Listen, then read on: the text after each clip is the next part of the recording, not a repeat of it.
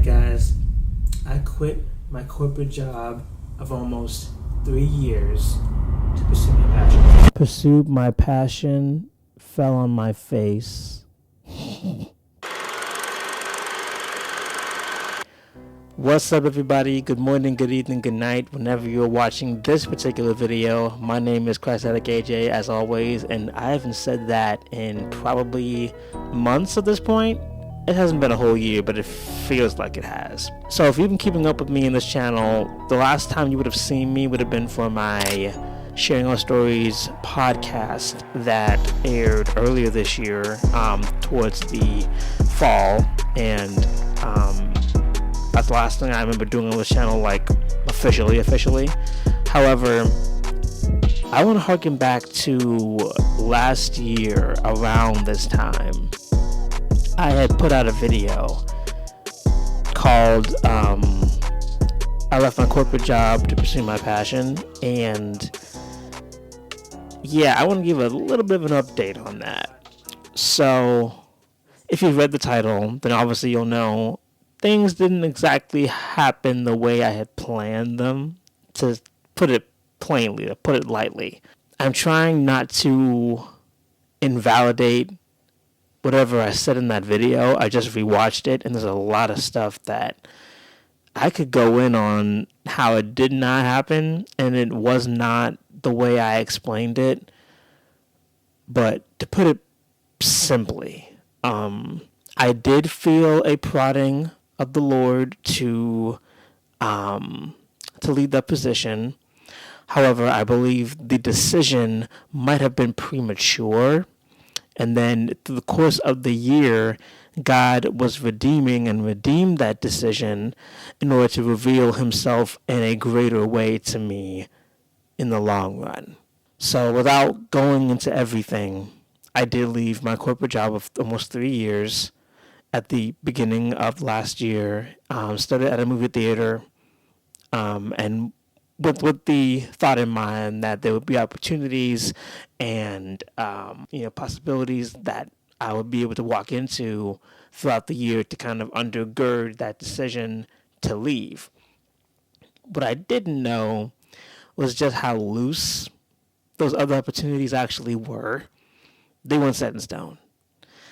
And just how much less that check was going to look and feel every 2 weeks compared to what I had. My lifestyle didn't necessarily change, just the amount of money coming in did. And unfortunately, that one choice that I believe was premature, not wrong, but premature, spiraled into this crazy chain of events, culminating in what I believe was simultaneously the most transformative and impactful, as well as hurtful, harmful, and damaging years of my life. My year's been hectic, feel like I can't catch a break. A broken record, perfectionist has seen his tank. I've had to grow in ways I know will make me better still. It's hard to watch my wins all die while running down this hill. This particular year just did a number on me. If you would follow me on social media at the time, if you were in my life during this year, you could tell it wasn't looking great for your boy for a second there. What was happening in the midst of all that, along with God just redeeming the decision, was him just telling me, through the hardship, that one, you had it pretty good. I don't know if I knew just how good I actually had it.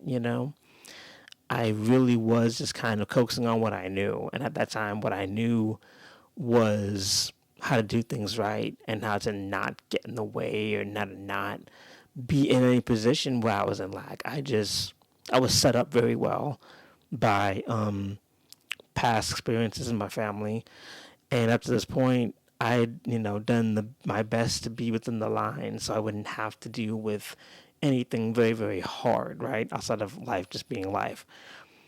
And so this risk, which I assume was calculated, this calculated risk that I took, I really saw as a way for me to advance with maybe like a month or two of setback to set up for what was going to happen.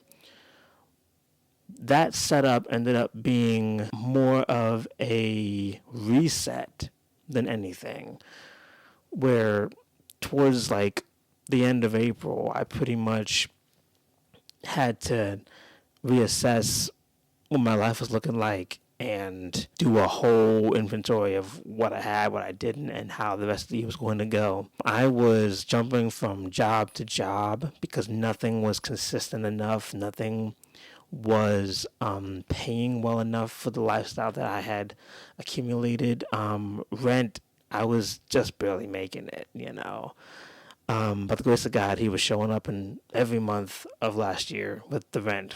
Trust me, he was showing up. And just, you know, spiritually, emotionally, mentally, physically, I was just being pulled in so many different directions to where there were moments when I felt truly that God had taken his hand off of me because of the amount of stress and the amount of hardship and the amount of desperation that I had come to know on a monthly basis that I had never experienced before. You know, I heard stories and knew family that dealt with the, living month to month thing.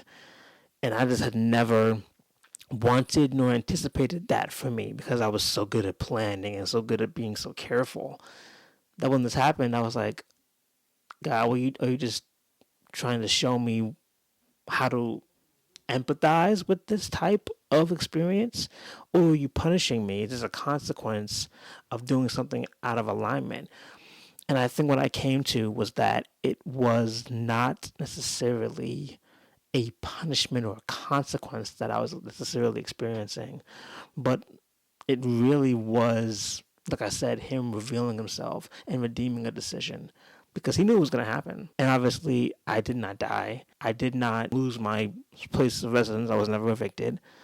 I was never on the street. Like these things that could have happened did not. And I'm living testimony here that it did not happen. Doesn't mean that there wasn't consequence for moving what I believe was a little too early and without proper planning. Because when I made that risk, it wasn't as calculated as I made it out to me in that video. I'm sorry. I don't want to invalidate the good things I was saying because I was saying some good stuff, but I'm looking back at the video like, boy, did you just not know what was going to happen. You just did not know what you've done. And hindsight being 2020, I really do feel like in certain ways, certain things could have been avoided, and some things just were not going to be avoided. And had they been avoided any longer, it just would have meant less experience, less wisdom, and less empathy from me that I can now extend to others because I've been through some things that I just had never touched before, that I would not have touched had I not, been placed in that position. What am I saying here? What am I saying? I think what I'm saying, if I'm saying anything, is that even when we make mistakes, when we make decisions that are less than God's best, God is still faithful. I think what I'm saying, if I'm saying anything, is that we don't have the capacity in and of ourselves to disrupt the sovereign will of God.